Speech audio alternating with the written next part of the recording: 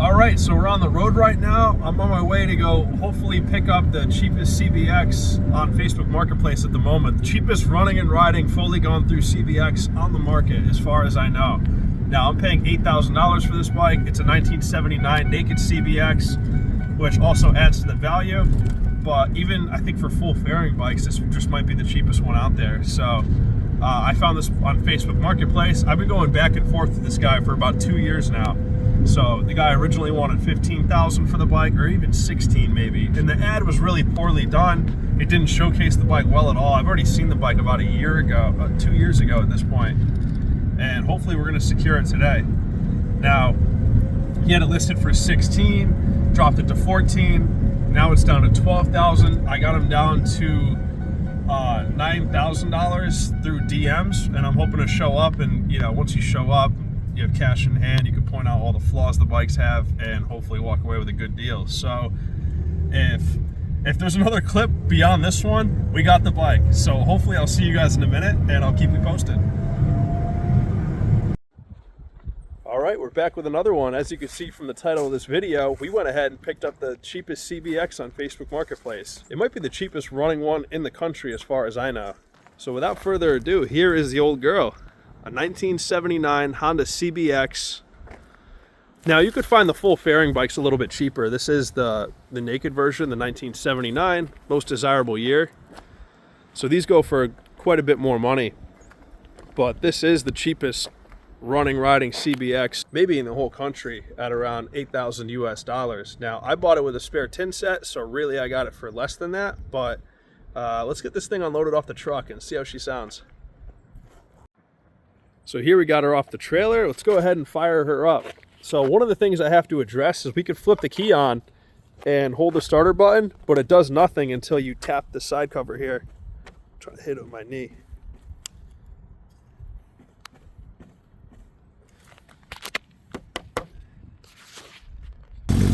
Had to put the camera down a second, but she fires right up. And it's really important with these bikes that you got the carbs synced up right. Otherwise, they start making some horrendous clutch basket noise, but this bike has none of that. I mean, it...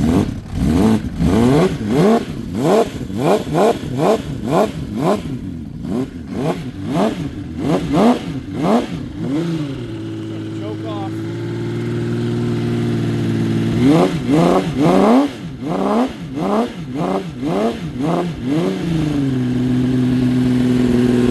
These are always a little cold-blooded when they're tuned right.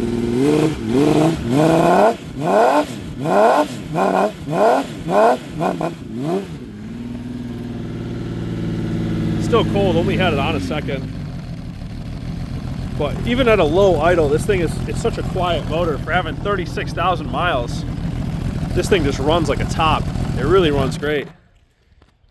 So we'll shut the key off, go over some of the parts. It's missing like, we can go over some of the stuff that needs to be done with it. So right off the bat, it's missing this gas tank latch, but luckily the owner gave me a latch right here, and he also gave me the original tin set off of the bike, which is huge. I really hate this white gas cap. I'm going to swap over the original cap from that tank over here. We'll do that. We'll put the original latch back on because it looks naked and it has the platform already for a latch, but it just is missing the latch itself. So that's something we're going to address. We'll clean up these shocks. These are original Coney shocks from back in the day. I'm going to see if I can repaint the springs, but if not, we'll just get new shocks for the bike. New chain. The chain's had it's had a rough life. We got new turn signal lenses on the way. Brand new seat on the way. This seat's got to go, and that one ain't going to suffice either. So original seat on the way. Original style seat that I'm going to recover. We're going to make it brand new. NOS OEM style, really complete the look of this bike. I love how it has this front fender brace right here, and I wish I could transfer this over to my bike, but I don't think I'd be able to. This fender has been chopped for the fender brace, so normally the fender would bolt right into the forks down here, but because of this brace, they actually bolt the fender into the brace right here and then mount the brace to where the forks would normally go. This bike has been ridden regularly. It's currently registered. It's been registered for a long time. The owner I got it from had the bike for 40 years. So it's been maintained. The brakes aren't sticking, anything like that. The fuel system doesn't need to be gone through. The bike runs great. It charges great. It doesn't have the original petcock on it, which I might look into a $110 piece alone. So who knows if we're really going to go through with it. But I'm really pumped about this one. You know, rides great.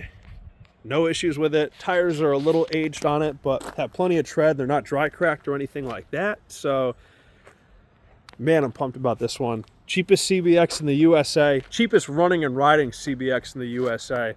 We can go out there and out on a limb and say that it is just the cheapest one overall. But, you know, it's not perfect. It's missing the horn that normally goes right here. It has the leads right here for the horn, so we'll get a new horn for it. The headlight bucket is cracked and missing a piece right there. They sell new buckets, but that's another $250 expense. But overall, I think it's a really good buy for what it is. And we can go over the parts I got with it really quick. So it came with another front fender, which has also been chopped for that fender brace. So I imagine he had that brace right there when he had the original red tin set on. And this is really the crown jewel. And the reason that I bought this bike was the original gas tank for it. Now, it needs some love. Can look in there, see if we can throw the flash on and show you guys. It's pretty heavily rusted in there, but it doesn't have any holes in it. A lot of these, they'll start to form pinholes along the bottom right here, like along this bottom stripe and along the bottom seam, but this bike doesn't, or this tank rather, doesn't have any of that.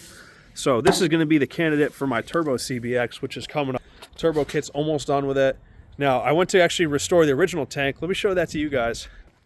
So here I got the gas tank for my Turbo CBX, and it had 100 pinholes along the bottom here, and the paint was all bubbled up along the whole bottom. And what I was doing is I was chafing off all these bubbles with a razor blade and just trying to get it all level. And I was going to sand it down to bare metal and really see what we were working with. And then I was actually going to line the inside of the tank with Caswell. But when I was razor blading some of the bubbles, you can see I just went right through the gas tank. It's so thin here that the metal just caved right in. So this gas tank was no longer usable. And that's when I hit Facebook Marketplace and was like, how could I find a tank? I put like a post on forums, and everyone wants $2,000, $3,000, $4,000 for their CBX tank. I'm not paying that. So we bought a gas tank and got a bike with it. And I'm really pumped about this. I want to enjoy this bike a little bit. We're going to swap the grips on it, get rid of the mirrors, touch up all the paint and stuff over here. It's a little corroded and it has 36,000 miles and it's a 1979 CBX, so it needs some love, but that's what I'm here for. The bike runs and rides great, brakes don't stick. There's not much more you can ask for but that. But without further ado, now that we kind of went over our plans with the bike, what we're going to do, I'm really going to restore this bike to the best of my potential, and then probably put it out there for to also be the cheapest CBX that's restored out there, running and riding. But we'll play that by ear. Without further ado, though, I think it's time we take this thing for a ride and see what it does.